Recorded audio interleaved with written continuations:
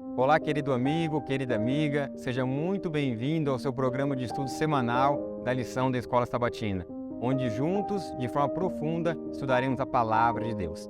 E essa semana temos um tema muito interessante, ajuntando tesouros no céu.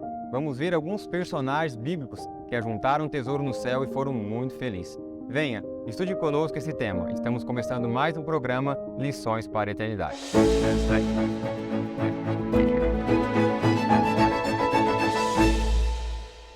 É com grande alegria que estamos aqui mais uma vez para estudar a lição da Escola Sabatina. Eu quero te cumprimentar, estou muito feliz em você estar aqui conosco.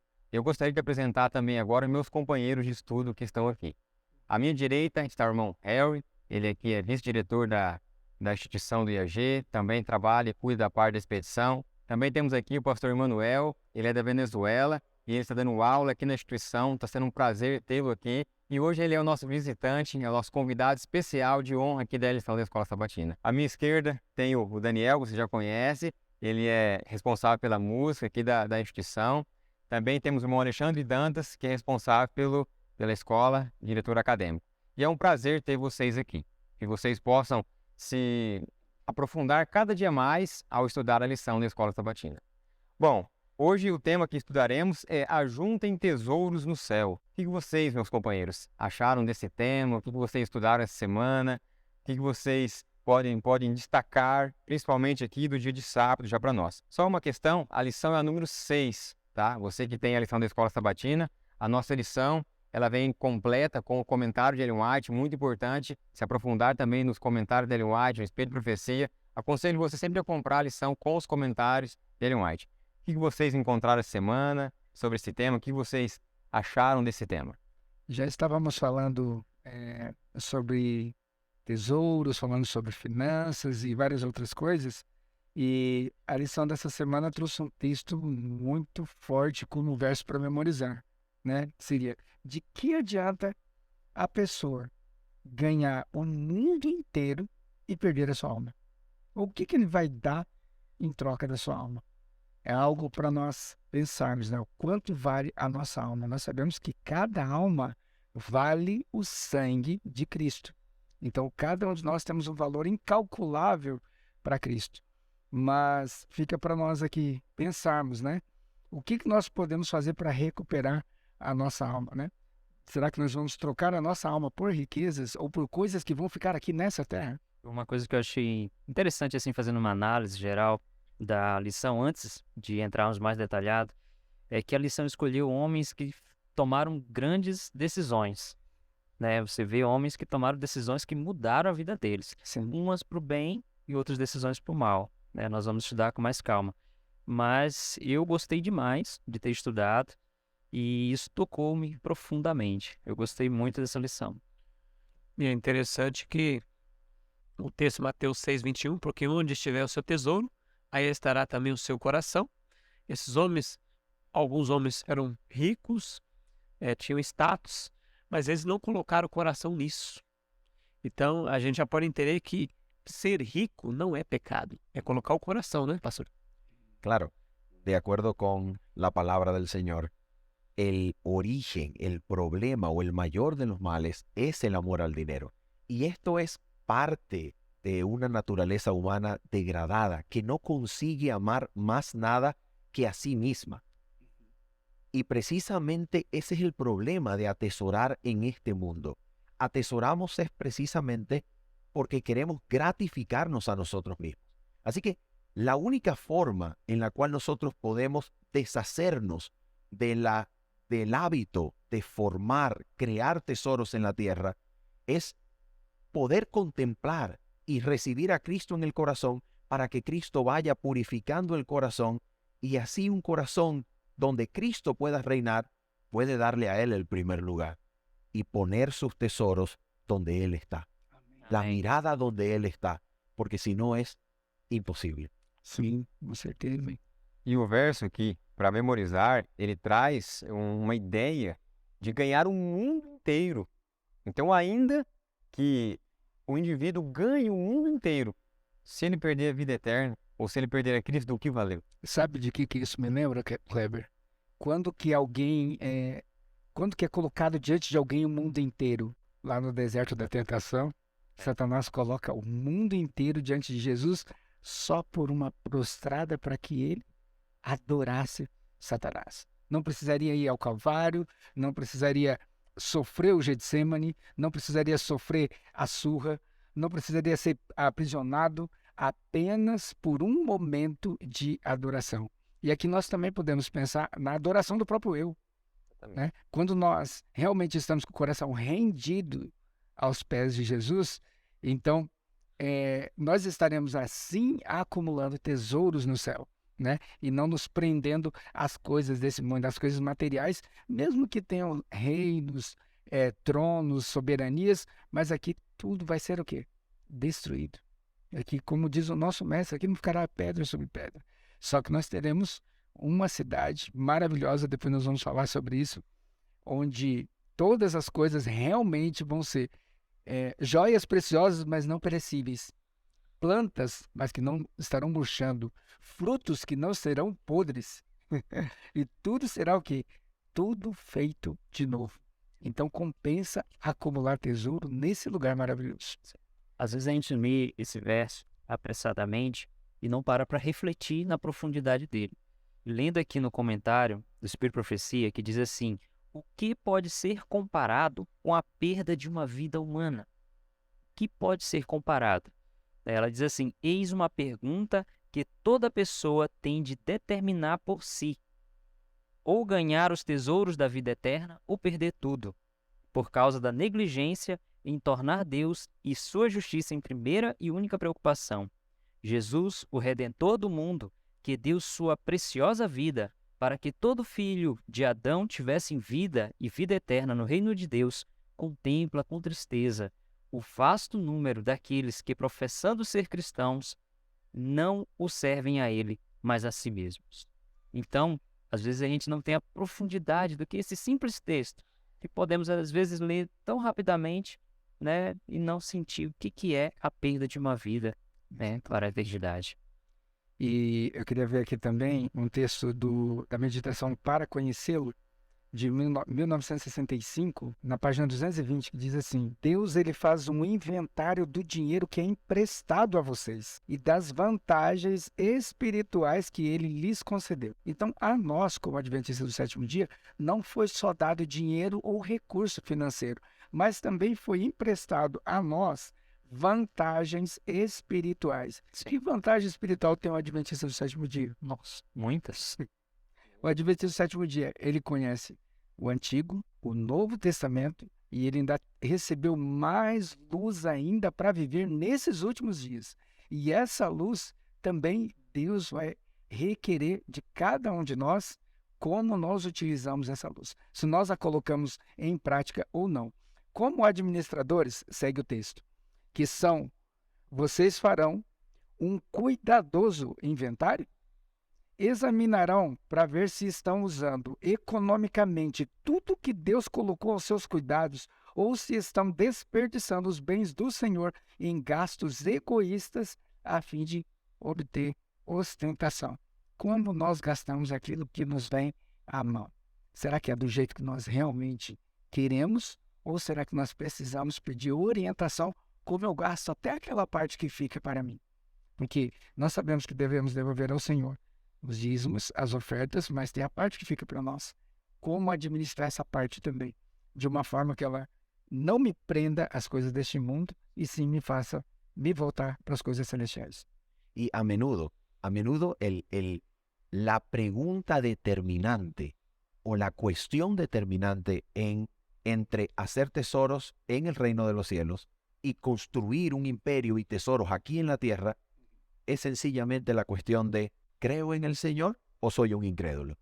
Porque solamente por la fe, solamente si yo verdaderamente creo en sus promesas, yo voy a estar dispuesto de soltar para construir y juntar tesoros en el cielo. Pero si yo no confío en sus promesas, en vez de soltar, yo voy a decir, mejor guardo más por si llega a faltarme. Mejor tengo más por si el Señor no cumple su promesa. Es incredulidad o fe. Eso es la cuestión determinante que decide dónde yo pongo mis tesoros. Isso é muito interessante. Inclusive, a primeira estação que o senhor colocou, onde mostra para nós onde está o problema, nós vemos que o problema, o principal problema está no nosso coração. Porque se nós estudarmos a palavra de Deus, nós vamos entender que o cristão, quer do primeiro, do que ocupa a posição do diretor, como quer do que está limpando, o faxineiro, ele é servo. Então, quer você tenha muito dinheiro, quer você tenha pouco dinheiro, nós temos que ser servos. Então, a lição ela vai trazer homens aqui que tiveram muito dinheiro, mas eram servos. Então, se você entende, ou se eu entendo que eu sou um servo, e eu sou simplesmente um administrador fiel à procura ou à espera do mestre, na hora que o mestre pede, na hora que o mestre precisa, na hora que ele fala, olha, eu não quero agora só 50%, eu quero agora 100%, eu entrego. Eu entrego porque eu entendo que eu sou um servo e que ele não é meu. Agora, é uma ousadia muito grande nós que somos servos querer reter aquilo que não é nosso. Querer reter aquilo que é do Senhor, né? Então, essa lição, ela traz para nós aqui o local onde nós devemos ajuntar tesouros. Agora, só vamos conseguir ajuntar tesouros no céu, ou só vamos se desprender, né? Se desprender daquilo que nós estamos presos, retendo, se realmente nós entendermos que a nossa natureza humana, degradada, caída, precisa ser transformada, ou modelada, ou restaurada por Cristo Jesus. Se isso acontecer, Kleber, aí a mesma citação, no finalzinho da citação diz assim, para conhecê-lo, página 220 diz assim, quando todos aprenderem a lição de render fielmente a Deus o que lhe é devido, ele, por sua providência, habilitará alguns a apresentar ofertas riquíssimas, mas não só riquíssimas, habilitará outros a trazerem ofertas menores. E as dádivas pequenas, como as grandes, são aceitáveis ao Senhor, se forem feitas tendo em vista a sua glória. 1 Coríntios, capítulo 10, versículo 31, diz, portanto, quer comais, quer bebais, quer façais outra coisa qualquer, fazei tudo para a glória de quem? De Deus. De Deus. Então, se o meu coração está rendido, eu vou ter em mente que a minha vida está aqui para glorificar o nome de Deus. Aí vai ser na minha alimentação, ali vai ser no meu vestuário, ali vai ser na minha conversação, ali vai ser na minha postura, nos lugares onde eu vou frequentar, aquilo que eu vou ler, aquilo que eu vou assistir, aquilo que eu vou comer. Então, tudo o que eu fizer será para a honra e glória de Deus. Amém. Lembra, já convidando os irmãos para ir para domingo, e no texto de História da Redenção 46, 47, diz que Noé e sua família não estavam sozinhos em temer e obedecer a Deus. Eles não estavam sozinhos, mas Noé era o mais piedoso e santo de todos sobre a terra.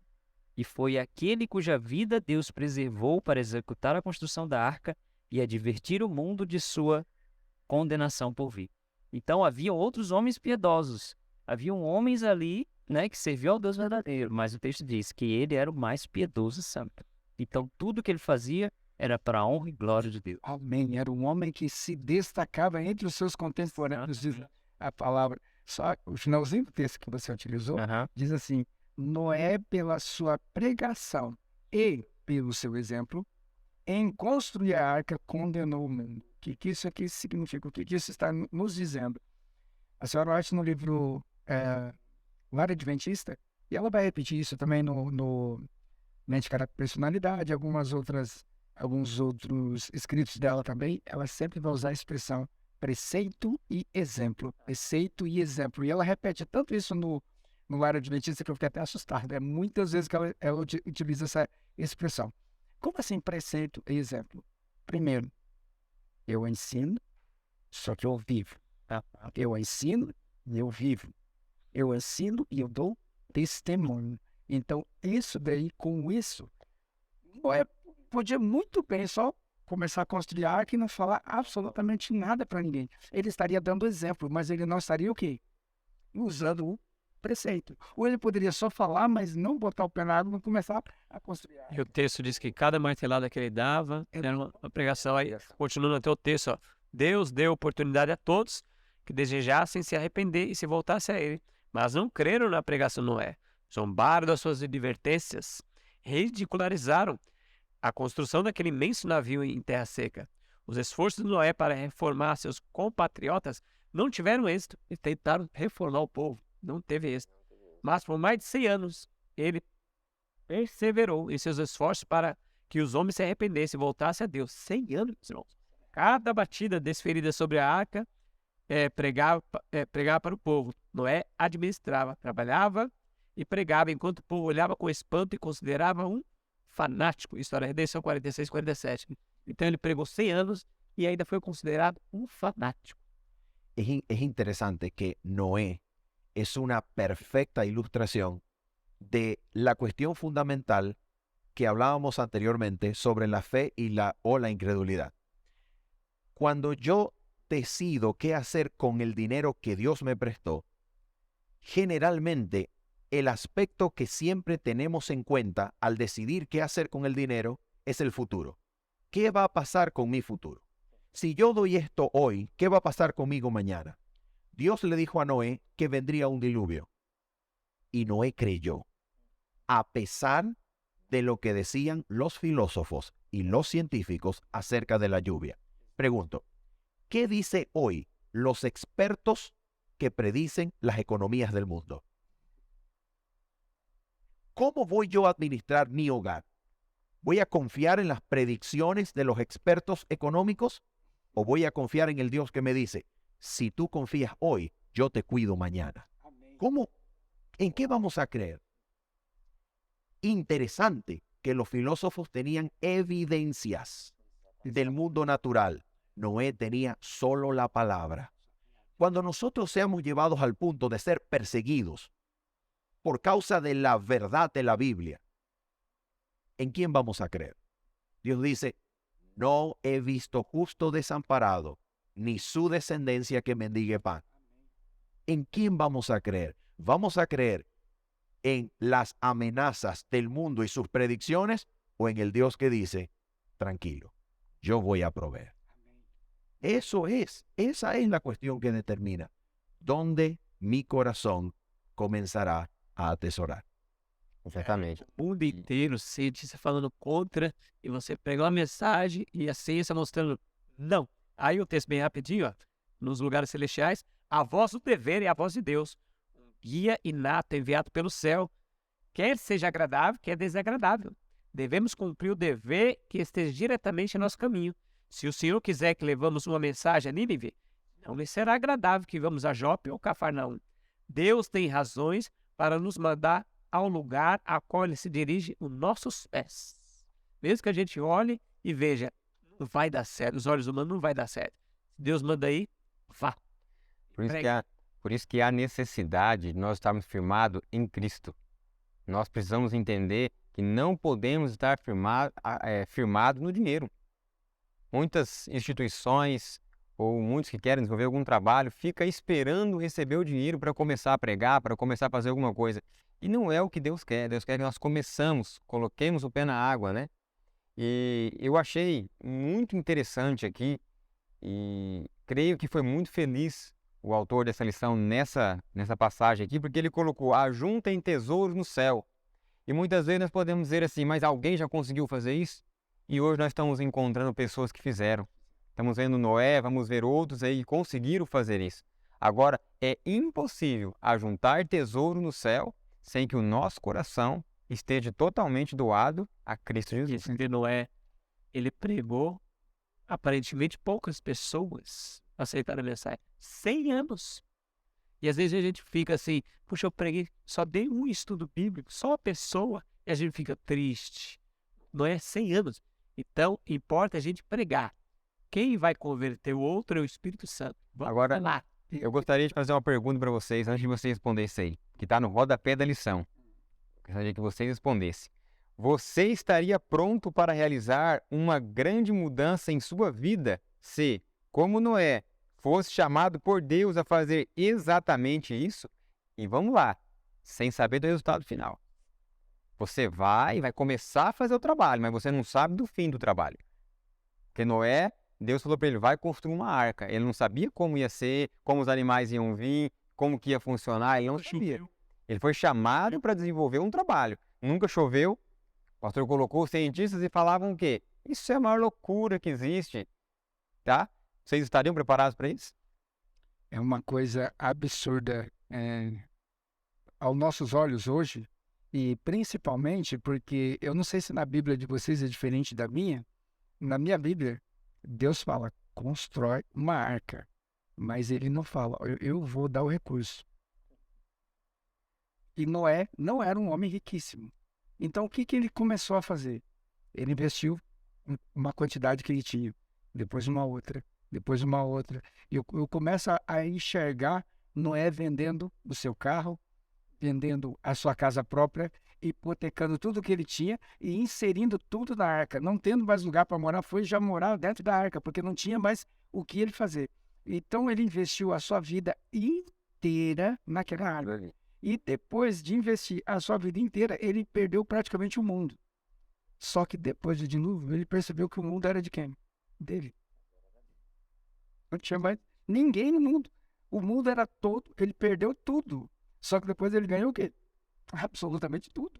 Porque quando ele sai da arca, a terra inteira é de Noé, Cã, Sem e Jafé. Fazendo uma aplicação para os nossos dias, eu sei que todos vocês que estão aqui abandonaram planos de carreira para estar aqui no sítio, trabalhando numa instituição, desenvolvendo uma atividade. O pastor tem atividade também lá na Venezuela, no ministério também, né? E hoje está aqui dando aula na instituição. Como seria, como é na realidade para o mundo isso? Ver um chamado para você sair da cidade, vir para o campo, trabalhar numa instituição sem saber realmente a quantidade de salário, né? Como que é isso? Como que é viver pela fé nesse ponto, pastor? Y allí la Biblia nos conduce con el ejemplo de Abraham. Hay algo extraordinario con el ejemplo de Abraham. El primer llamado de Dios a un hombre para iniciar el camino de la fe, ¿de dónde lo saca? De Babilonia. ¿De dónde sacará Dios a los hombres con su último llamado del Evangelio? De Babilonia. La misma forma en que comenzó, así terminará el mensaje del Evangelio, llamando a los hombres de salir de Babilonia. ¿Qué significa eso? Significa cambiar mi egoísmo, mi confianza propia, por confiar en la palabra de Dios. Y eso es exactamente lo que Dios ha hecho con nosotros. El Señor sencillamente nos ha dicho, aquí está, esta es mi palabra y este es mi mensaje. Pero Señor, ¿qué pasará conmigo? ¿Qué pasará con mi familia? Vaya y predique. Yo me voy a encargar. Al principio, da mucho temor. Pero cuando decidimos poner el primer pie en obediencia al llamado de Dios, vemos que Él es mejor jefe, mejor patrón que cualquiera en el mundo.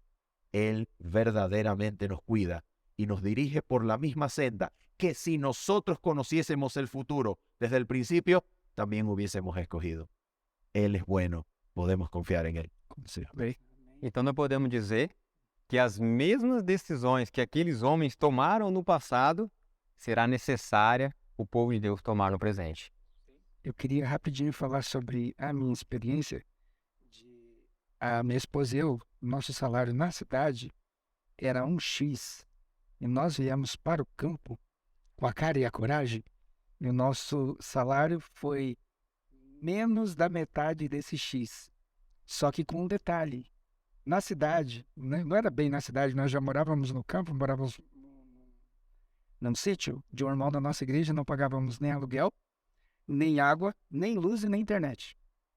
Vim para o campo um pouquinho mais distante da cidade, aí já tendo que pagar algumas dessas coisas e ainda com alguns infortúnios que não eram normais onde nós estávamos vivendo. E aí nós percebemos uma coisa, entramos em dívida, nos complicamos e ficamos assim, assustados e questionando. Mas será que é realmente isso que Deus quer para nós? Só que a palavra sempre falava isso. Então nós pensamos assim. Então se Deus quer assim, então é assim que nós vamos fazer. E o que Deus fez? Nos ensinou a administrar aquilo que nós temos para viver com menos e com mais qualidade de vida. O que Deus faz? Podemos confiar, como o pastor mencionou, plenamente da direção dele. Plenamente. Como Abraão, né? Abraão, vai, sai da tua parede, que eu vou te mostrar. Eu não te mostrei, eu vou te mostrar. Ele saia. E aí o texto, quando Abraão foi chamado para se tornar semeador da semente, na verdade, foi-lhe ordenado: sai da tua terra, da tua parentela, da casa do seu pai, e vá para a terra que lhe mostrarei. E partiu sem saber para onde ia. Hebreus 11, verso 8. Assim também recebeu Paulo a ordem de vida, enquanto orava no templo de Jerusalém. Vá, porque eu enviarei para longe aos gentios. Atos 22, 21. Assim, todos os que são chamados para se unir a Cristo precisam deixar tudo para segui-lo. Velhas relações precisam ser cortadas. Planos de vida abandonados. Esperanças terrenas. Plano de vida. Com trabalho e lágrimas na solidão e por sacrifício deve a semente ser lançada. Parábola de Jesus, página 14. Então lança esse texto para os irmãos. Comentar. Só, Pegar tudo. vamos comentar. Só antes de nós comentar, eu gostaria de agradecer mais uma vez a você que está nos assistindo. Gostaria de convidar você a curtir o nosso canal, deixar aí o seu comentário, quer seja uma crítica, um elogio, uma ideia para nós estar melhorando aqui a lição. E só para ficar mais didático, estamos estudando agora a lição de segunda-feira. Abraão, o pai dos fiéis. Por que será que Abraão era o pai dos fiéis? E como o irmão Alexandre colocou ali, eu gostaria de deixar mais aqui, dar mais uma alfinetada aí, né, na pergunta. Será que nós temos que abandonar, às vezes, família? Como é que seria isso? Como é que foi para Abraão? Sai do meio da sua parentela. E eu queria ver uma coisa importante aqui, porque aqui nós vemos uma sequência no texto que o Alexandre leu. Primeiro, mostra Abraão, Antigo Testamento. Depois puxa para Paulo, Novo Testamento. E depois fala, todos da nossa época, em relação à última geração, você e eu. Então, esse texto tem um call to action, tem uma chamada para ação, né? Porque mostra o passado, o contemporâneo e o presente. Então, e no presente, você e eu também somos chamados a sair, a nos separar e a nos santificar. Porque quando ele fala sai, quando Deus fala para Abraão, sai da sua parentela, Abraão morava em Ur dos Caldeus. Era uma metrópole. Era uma metrópole, absolutamente o que?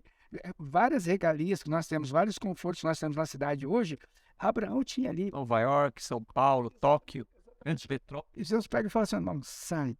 E ele fala, separa, afasta. O que é separado? Santo. Isso me chama a atenção para alguma coisa. Deus fala, olha, eu quero que você seja diferente, porque de você eu quero fazer uma grande nação. Mas eu quero uma grande nação diferente dessa daqui, né? Então Deus tem um plano. Un dato interesante de la tierra que Abraham abandona es que probablemente se encontraba en la bifurcación entre el Éufrates, donde el Éufrates se divide, donde este gran río se divide entre el Tigris y este otro brazo del Éufrates, en donde aquí hay un detalle. Geográficamente, Babilonia, así como Egipto, no necesita de la lluvia para alimentar la siembra y las cosechas. ¿Por qué? Porque sencillamente ellos plantaron civilización donde podían regar con el pie. En otras palabras, no necesitaban beber la lluvia del cielo para alimentar sus plantas. Ellos eran capaces de conducir el agua desde el mismo nivel por el grande río. Pero la diferencia con la tierra donde Dios llama a Abraham, por ejemplo, lo encontramos en Deuteronomio 11, versículo 10 en adelante. La tierra a la cual entras para tomarla no es como la tierra de Egipto, de donde habéis salido, donde sembrabas tu semilla y regabas con tu pie como huerto de hortaliza. La tierra a la cual pasáis para tomarla es tierra de montes y de vegas, que bebe las aguas de la lluvia del cielo. La pregunta es, ¿qué significa que Dios le diga a Abraham, vete de tu tierra? Sal de una tierra donde tienes garantizada el agua, a una tierra donde la lluvia la riega. ¿Qué está diciendo Dios? Vete y confía solamente en mi provisión. Amém. Por eso es que Israel fue tentado a adorar a Baal, porque le dijeron que Baal era el dios de la lluvia. Pero Dios quería enseñarle a Abraham y a toda su descendencia que confiaran en el Dios que proveía del cielo. Y esa es una lección importantísima para nosotros. ¿En quién confiamos? Realmente, essa citação, ela é muito séria. Por quê? Creio que na instituição eu sou responsável pela parte da agricultura. Seria uma falta, né, de inteligência, ou poderíamos colocar até uma loucura, eu começar a plantar aqui em Capitólio, lá por abril ou em diante, porque não chove mais nesse período. E eu não tenho água de rio para aguar em determinados locais onde eu iria estar plantando. Então seria quase como eu estar dando, como diz o ditado popular, um tiro no meu pé. Eu estaria plantando e possivelmente perderia essa plantação. E Abraão, ao sair ali do local onde tinha água para ele manusear ou para ele controlar a plantação na hora que ele queria, ele saía desse local onde seria um local muito, muito rico, né? Você tem irrigação, você consegue plantar o ano todo, para ir para um lugar onde você dependeria totalmente da chuva que vem do céu. Então, realmente, ali mostra por que Abraão se tornou o pai da fé. E interessante também, o que o Daniel colocou aí na leitura, só querendo destacar aqui um ponto que a própria serva do Senhor ela relata, que Abraão, em Ur dos Caldeus, ele era como um lírio no lodo.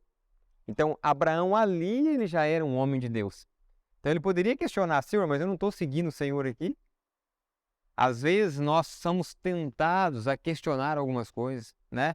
Às vezes, quando você está em um determinado local e pensa estar sendo usado por Deus, as coisas estão tudo funcionando da maneira que você acredita, o que você tinha planejado, aí você abre a Bíblia e a Bíblia fala, saia. Você vai para um lugar agora onde eu vou te mostrar. E aí Deus começa a abrir o caminho e você começa a avançar. Mas quando você começa a avançar, as coisas começam a dar errado. E aí você começa a questionar, Senhor, será que realmente é isso que o Senhor quer? E aí nós, como servos do Senhor, estamos voltados novamente à Bíblia, a Bíblia fala, vai. Então, meus irmãos, Deus prova, né? o que nós temos que entender é que nem sempre as coisas vai... Deus prova, assim como provou Abraão.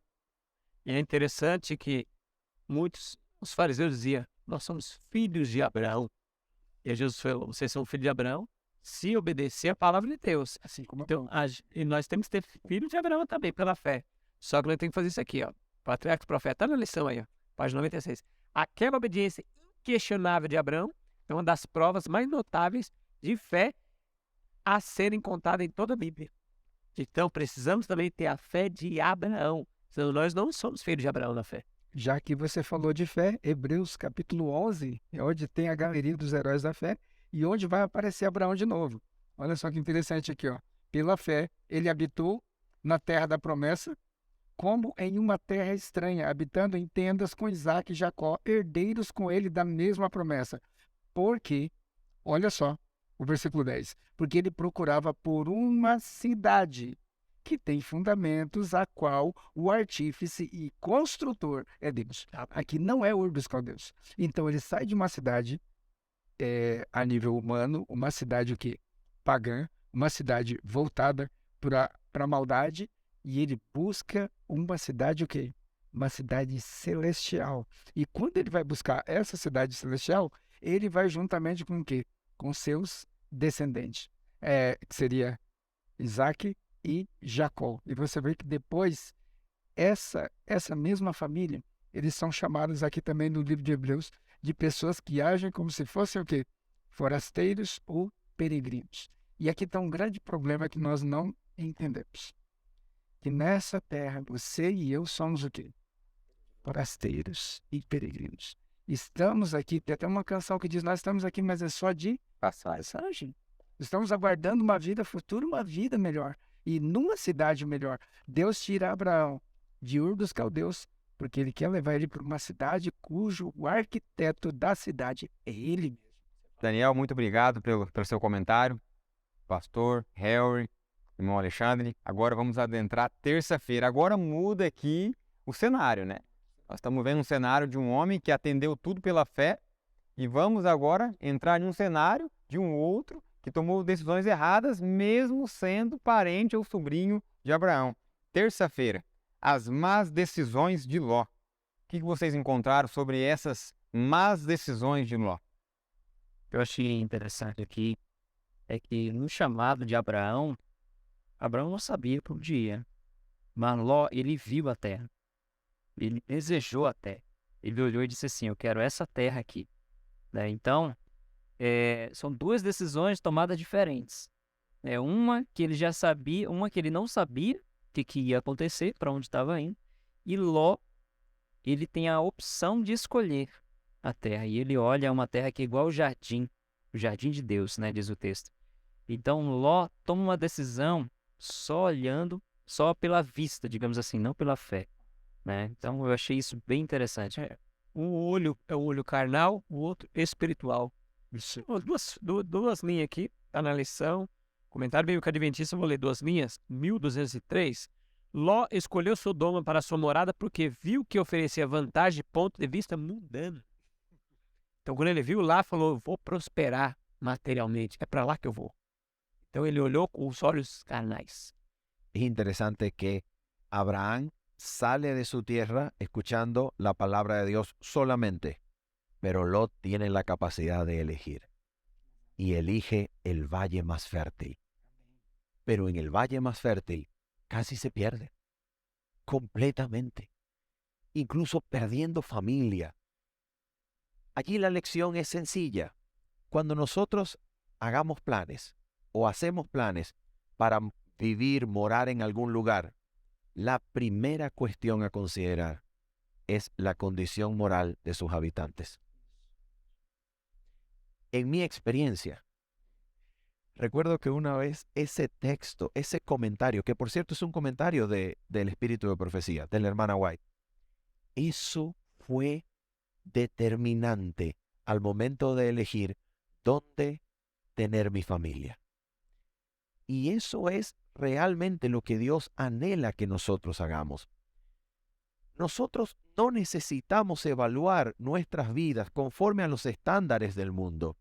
El éxito de Dios para nosotros no es el éxito del mundo. Nosotros necesitamos darle prioridad al lugar donde nuestra familia, especialmente nuestros hijos, nuestra esposa, nuestro hogar, nuestro matrimonio, prosperará de la mano del Señor. Eso vale más que todo lo que podamos ganar en dinero. Eso vale más. Podemos destacar o texto para memorizar, né? De que adianta uma pessoa ganhar o mundo e perder sua alma? O que daria uma pessoa em troca de sua alma? O que será que Ló daria em troco da esposa, em troco das próprias filhas? O que será que Ló daria? É interessante, só uma aplicação. O pastor falou, a maioria de nós, sem ter um olho na palavra de Deus, escolhe o melhor lugar. O melhor lugar, assim que você vai prosperar. Teve um grande índice na década de 50, 60, de nordestinos que saíram do Nordeste e foram para São Paulo. Por quê? Porque lá se ganhava dinheiro e São Paulo se tornou uma Sodoma terrível. Educar criança, filhos. E aí sai, como o irmão aqui sai, ganhando muito, para vir ganhar pouco no local. Mas ele escolheu, como Abraão, aquilo que Deus falou na palavra de Deus. Então nós devemos até pensar que local nós estamos escolhendo para morar com nossa família. E a gente dá até aquela desculpa, né? Não é para evangelizar. E eu conheço, isso é prova de mim, 40 e poucos anos morei na cidade, o que menos evangeliza é aqueles que moram na cidade, é o que menos evangeliza. Um desconforto e você corre para lá, você não lembra de ninguém. Não tem como parar para evangelizar. Terrível. E até tratando da parte financeira, né, nós estamos colocando aqui, se nós olharmos para o fim da história, Ló escolheu o lugar mais próximo e acabou sem nada. Podemos colocar aí aquele ditado, uma mão na frente e outra atrás. Abraão ficou com a parte que aos olhos humanos era menos próspera. E Abraão se tornou um homem muito rico. Por quê? Quem deu ali os tesouros para eles? Deus. Amém. Bom, vamos partir para quarta-feira. Quarta-feira vai trazer aqui a história de um enganador que depois teve o seu nome mudado para príncipe. Sabe? Aqueles que estudam já sabem que é Jacó, é de Jacó que nós estamos falando. O que vocês gostariam de ressaltar, destacar sobre a história desse homem, Jacó? Uma coisa que eu gostaria de destacar aqui, a questão de Jacó ser o enganador, e é na mudança de caráter que ele tem aqui. A primeira coisa que é interessante nós mencionarmos é porque ele tem uma luta com o anjo durante a noite, né? E ele diz que não vai deixar o anjo ir se não o abençoares. E o anjo faz uma pergunta para ele. Vocês lembram qual que é a pergunta? Qual é o seu nome? E quando ele fala Yaakov, quer dizer, enganador, aquele que trapaça, aquele que passa a perna, aquele que nasce puxando a perna do outro. E quando ele reconhece que o nome dele e o seu caráter é esse, o anjo já corta o que ele vai falar e diz assim, ó, disse-lhe, o teu nome não será mais Jacó, mas Israel, porque como um príncipe tu tens poder com Deus e com os homens e prevaleceste. Agora é interessante, por que que ele pergunta o nome de Jacó? A gente precisa voltar em Gênesis 27.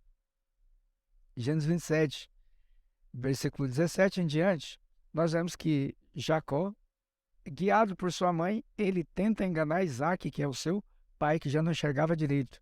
E ele veste uma roupa, que é a roupa de Esaú, né? E ele traz a alimentação para o pai, para enganar o pai.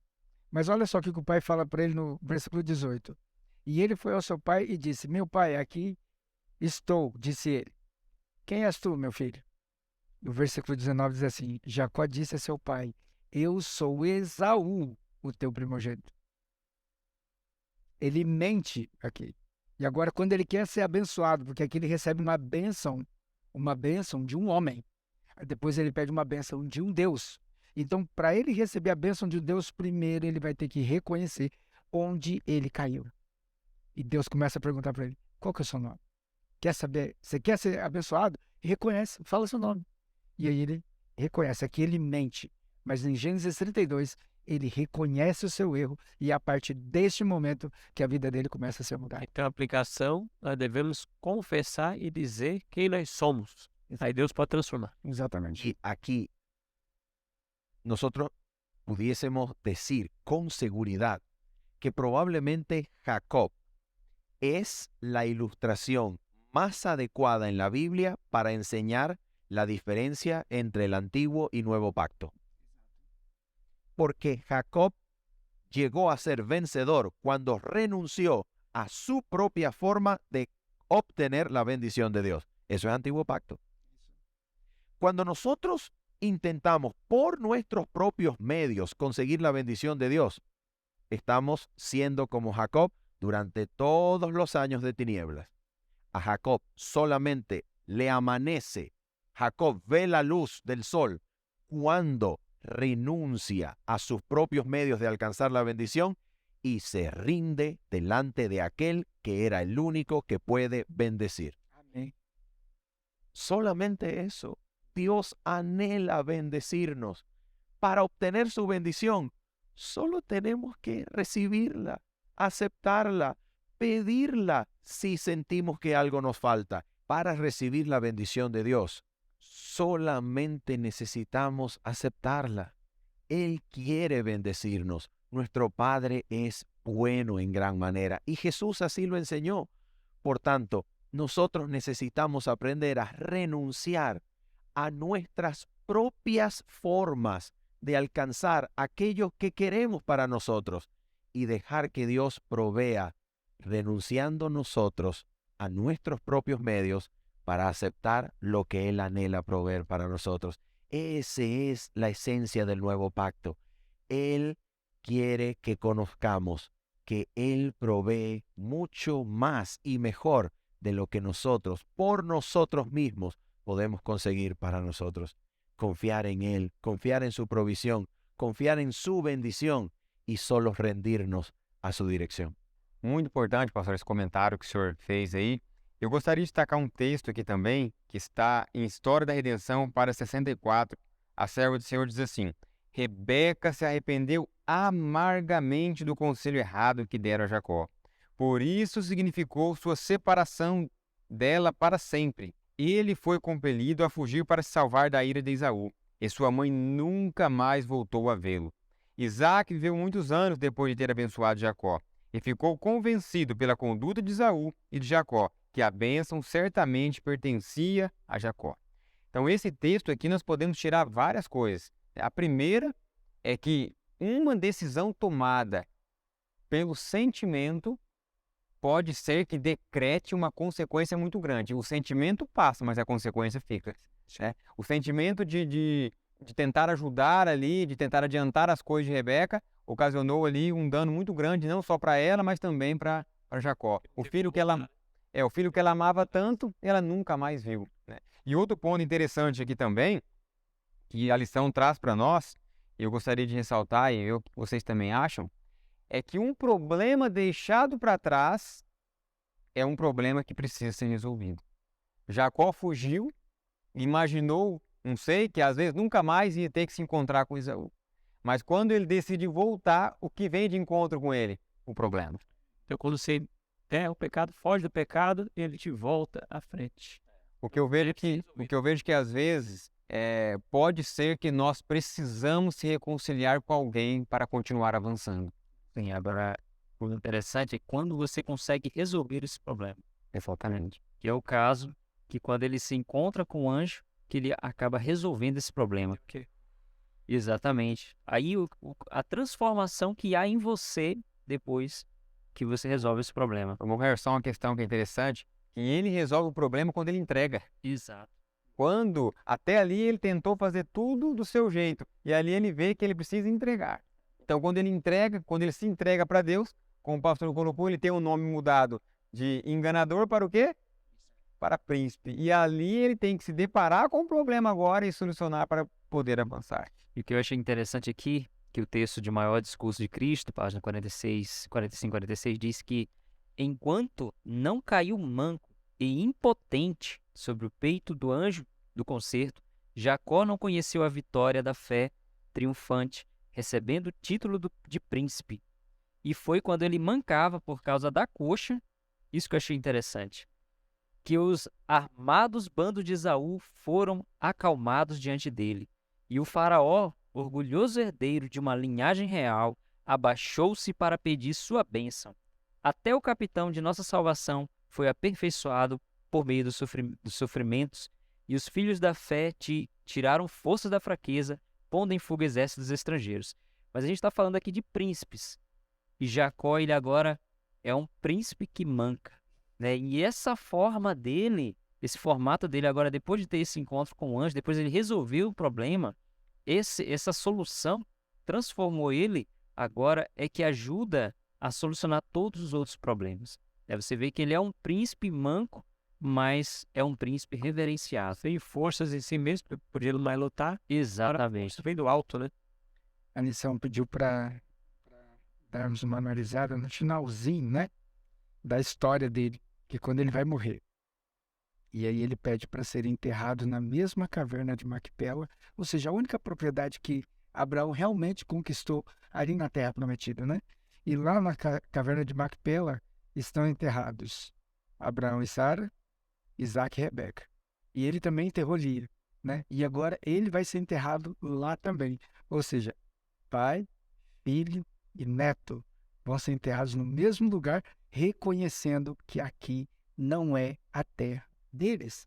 Aqui é uma terra o quê? Onde eles são peregrinos, segundo o livro de Hebreus. Aqui nós somos peregrinos. Só que eles todos que dormem nessa terra, que dormem nessa caverna de Macpela, estão aguardando essa vida futura, estão aguardando uma cidade celestial que o Senhor edificou e não o homem.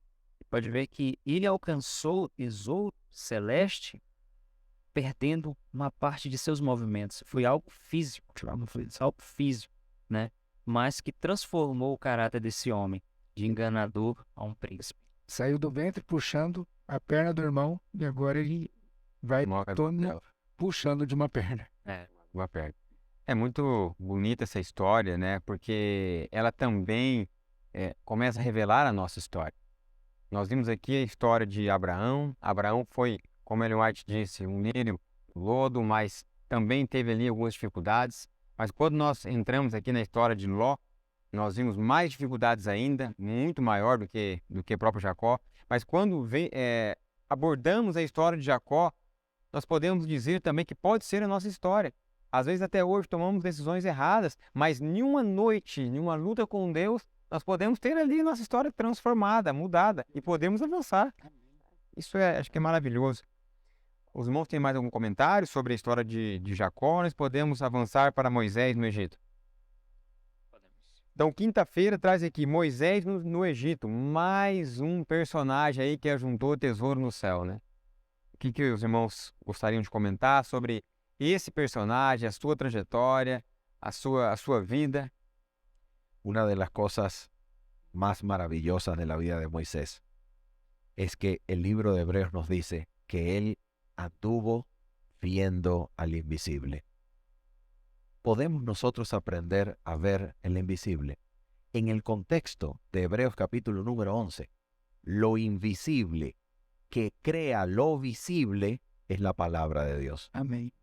La única forma de aprender a mirar a Dios invisible es aprendiéndolo a ver por medio de su palabra. Por eso Jesús le dijo a Tomás, bienaventurados los que no vieron y creyeron. Nosotros necesitamos saber que esta bendita palabra, la misma palabra que Jesús citó en su controversia con el diablo de frente en el desierto, la misma palabra escrita, habiendo podido citar la voz de su Padre, no, citó la palabra escrita. Por medio de esta palabra, nosotros podemos aprender a ver a Dios y confiar en su dirección, sabiendo que esto es más real que lo que podemos obtener con nuestras manos. Esto es más real y demostrará ser más real que todo lo que podamos conseguir con nuestras manos. Eso fue determinante en la vida de Moisés.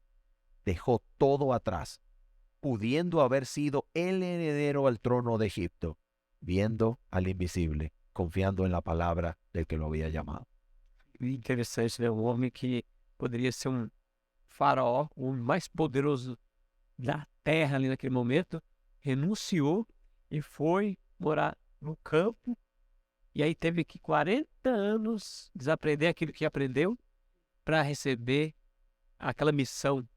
Que poder, né? Ô Alexandre, interessante também que aí mostra a fé, saindo do paganismo, da idolatria e vindo ali se colocando ao lado de Deus. Mas ainda tem um ponto interessante que nós podemos destacar ao lado de Deus agora. Ele poderia ter também partido para o lado da presunção. Em momento algum Moisés foi presunçoso. Sempre andou na fé, baseado no que, como o pastor falou, no que está escrito. Porque ele ali, o que está escrito para ele era a própria voz de Deus, né? Quando falava com ele ali. Mas ele poderia também ter se usado da presunção. Poderia ter se usado. E não se valeu da presunção, mas sempre andou caminhando na fé. E isso para nós, eu acredito hoje ser um pouco mais complexo, porque a própria serva do Senhor fala que a fé e a presunção está do lado a lado, bem próximo.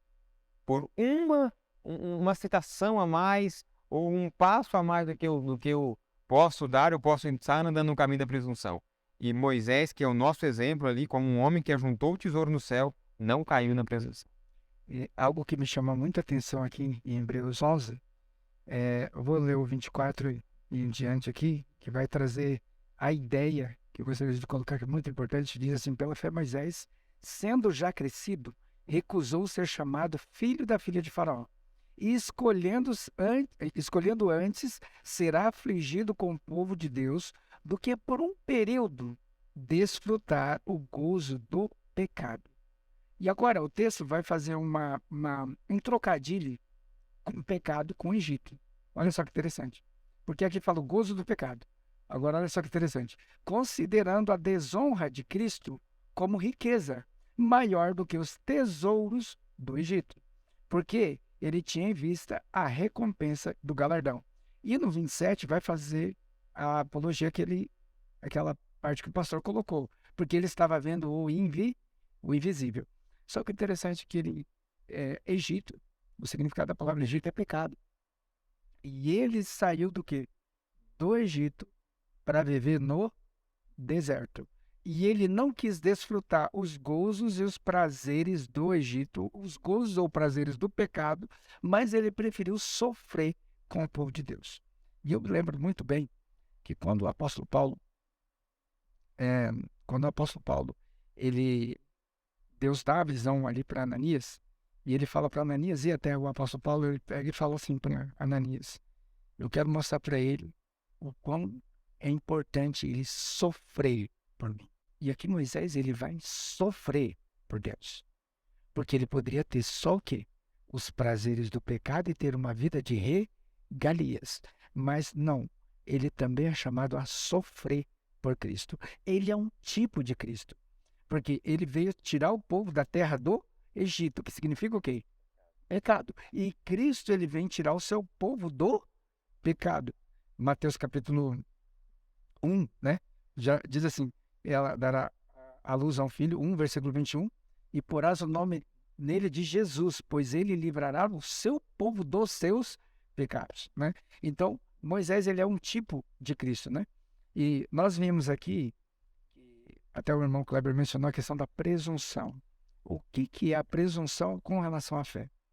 A fé, ela tem uma pequena diferença que nós às vezes não levamos em consideração. A fé, eu faço tudo aquilo que Deus me pede. E aí eu espero que Ele me abençoe. Se Ele me abençoar, ótimo. Se Ele não me abençoar, ótimo também. Agora, a presunção é o seguinte: eu não cumpro os requisitos e espero que Deus me abençoe. Ah, mas eu tenho fé que Deus vai me abençoar. Só que eu não cumpri os requisitos exigidos de mim. Então, aqui tem uma pequena discrepância entre fé e presunção. Podem andar juntos? Podem. Mas, se nós prestarmos atenção, a diferença ela é berrante. Porque eu confio em Deus, mas eu também faço o quê? A minha parte, aquele que Ele espera de mim. Né? Aí, então, eu posso esperar as bênçãos de Deus. Mas se Ele quiser abençoar, porque os 4 rapazes, os 3 rapazes, jogados dentro da fogueira, antes de ser jogados dentro da fogueira, eles falaram assim: se o nosso Deus, a quem servimos, se Ele quiser nos livrar, Ele vai nos livrar. Agora, se Ele não quiser, Ele não vai nos livrar. No entanto, nós não vamos servir os seus deuses. Cumpriram fielmente a parte que lhes correspondia e depois esperaram que Deus livrasse ou não. E Deus livrou. Só que João Batista, Deus não livrou. Então, aqui tem a diferença, né, de fé e presunção. Tem momentos que Deus vai realmente fazer aquilo que você está esperando. Tem momentos que Ele não vai fazer. Mesmo assim, bendito seja o nome do Senhor, como Jó fala. Deus deu, Deus tirou. Bendito seja o nome do Senhor. Até envolve muito sacrifício. Né? Todos esses homens, eles sacrificaram coisas, sacrificaram a vida. Noé, Abraão, toda a vida que eles tinham anterior, né? Jacó. Ló já não sacrificou. Ló tomou a frente, né? Não quis sacrificar. E Moisés, a gente conhece bem a história, ele deixou de lado todo aquela vida de luxo, tudo que ele tinha. Ele deixou de lado, ele sacrificou, né? Tem um texto aqui que eu achei interessante, que diz assim, que acha-se diante de vocês, a irmã White falando aqui, né? Esse texto está em Testemunho para a Igreja, volume 4, que eu achei bem interessante. Acha diante de vocês a obra de aproveitar o restante da sua vida para reformar e elevar o caráter. Né? Então, nós precisamos sacrificar algumas coisas. E ela diz assim, uma nova vida começa no coração renovado. Cristo é o Salvador que habita no coração. Aquilo que talvez seja considerado difícil de abandonar e de ser renunciado.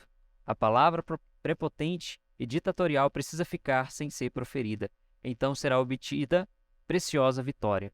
Então precisamos muitas das vezes sacrificar. E a fé vem a partir do sacrifício que a gente faz. Continuando o texto que você falou, Harry, eu acho que seria interessante nós lermos, porque aqui mostra também como foi a vida de Moisés. A vida de Moisés ela foi de obediência. E como nós citamos aqui bastante da presunção, eu acredito que a diferença da presunção e a fé está na ação. O presunçoso, normalmente ele quer fazer aquilo além do que está escrito. Ele quer passar acima do que está escrito, porque as escrituras, ela mostra uma recompensa, mas ela mostra também uma necessidade para adquirir aquela recompensa, né? A obediência. Então, em cima de uma recompensa tem uma necessidade, uma obediência. E fala aqui, se Moisés tivesse negligenciado as oportunidades e os privilégios que lhe foram concedidos por Deus, teria desprezado a luz celestial, tornando-se um homem decepcionado e infeliz.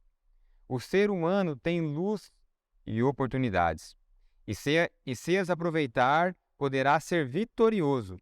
Você pode mostrar por sua vida o poder da graça de Deus para a vitória. Essa lição nós estudamos aqui nas anteriores, que em cima de uma promessa de Deus, também tem ali a nossa parte a ser desenvolvida. E aqui mostra que Moisés teve que desenvolver a sua parte. Ele não negligenciou as oportunidades e os privilégios que foram concedidos por Deus.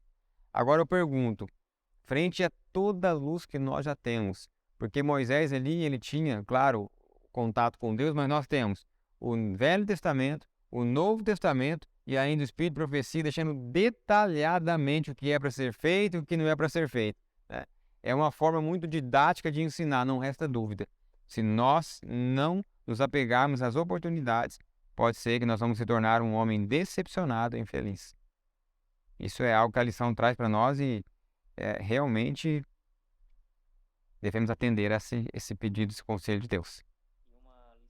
E uma dica, uma orientação que podemos também tirar aqui da lição que fala sobre Moisés, diz assim que Moisés ele não tinha ainda compreensão que como que ele ia libertar o povo do Egito, né? E ele saiu, foi para o deserto e tudo mais, né? E a gente conhece a história. Aí ele se tornou um humilde camponês, né? Se tornou um humilde pastor de ovelhas. E aí o texto diz assim: a névoa que lhe toldava a mente se dissipou, e ele disciplinou a mente para buscar a Deus como seu refúgio. Isso é uma coisa que nós podemos nos apegar hoje em dia, disciplinar a nossa mente a buscar a Deus como nosso refúgio.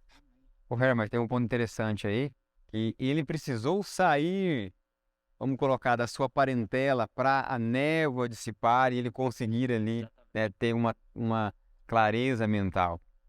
Então, isso é interessante também. Y finalmente acerca de Moisés, hay un punto que es nuevamente importante mencionar.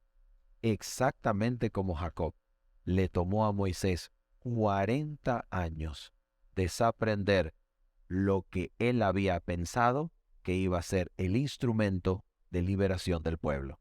40 años en desaprender. ¿Qué fue lo que le tocó desaprender? Su propia forma de hacer las cosas. No es con nuestro poder, no es con nuestra fuerza. Incluso no podemos obedecer por nosotros mismos. La obediencia que Dios anhela que nosotros manifestemos delante de Él nos la da si tan solo aceptamos su propia forma de hacer las cosas, no las nuestras. Es Dios que llama, es Dios que provee. Cuando aceptamos sus propias formas de librar, Él nos da el poder. Necesitamos desaprender nuestras propias formas para recibir las de Dios. Cuando recibimos las de Dios, entonces Él nos convierte en libertad, así como Moisés. ¿Libertad de qué cosa? Finalmente Moisés aprendió que la mayor libertad era la libertad del pecado. Esa lo conquistó a él, faltando poco para entrar a la tierra prometida. Pero bendito sea Jesucristo, que no lo dejó sin recompensa. Eso es lo que Dios quiere enseñarnos hoy en esta parte final de la historia del mundo. Él quiere librarnos del pecado, pero no es por fuerza propia, no es por lo que creamos que debemos hacer. Dios ha provisto los medios para librarnos del pecado. Él anhela que nosotros lo recibamos por la fe y Él nos convertirá en libres del dominio del mal. Amém. Amém. Bom, gostaria de agradecer mais comentário do pastor. Estamos chegando também ao fim de mais uma lição da Escola Sabatina. Espero que você tenha gostado, que você possa desfrutar de tudo que foi dito aqui, se aprofundar também estudando na sua lição, na Palavra de Deus.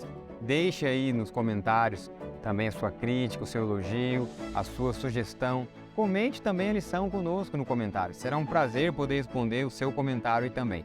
E eu gostaria de agradecer a presença dos nossos irmãos que aqui estiveram, irmão Harry, pastor Emanuel, o irmão Daniel, o irmão Alexandre. Foi um prazer estudar a lição com vocês. Que Deus possa abençoar vocês. Também gostaríamos de agradecer toda a equipe da produção que faz com que esse programa seja gravado. Que Deus abençoe. Finalizo aqui o programa Lições para a Eternidade. Amém.